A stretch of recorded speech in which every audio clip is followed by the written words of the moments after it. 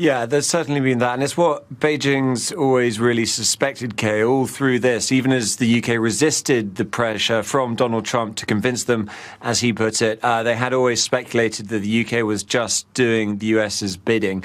I think that point that Joe just made about sanctions being very important, the sanctions that the US imposed on Huawei in particular, it did change the equation. And that was not the US convincing, that was the US cajoling. The US is doing more sanctions. It's announced, Donald Trump also said he'd sign an executive order. This is targeting Hong Kong.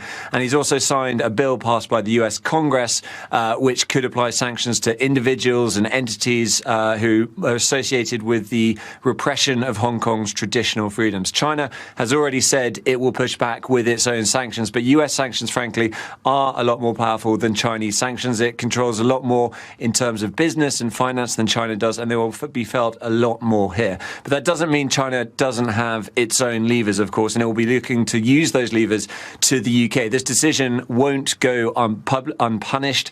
We haven't heard from the Foreign Ministry just yet about what specific retaliation might be, but we have heard from Chinese state media, which is sort of typically exuberant. The Global Times, which is a tabloid here, saying that it's necessary for China to retaliate, otherwise wouldn't we be too easy to bully? Such retaliation should be public and painful for the UK.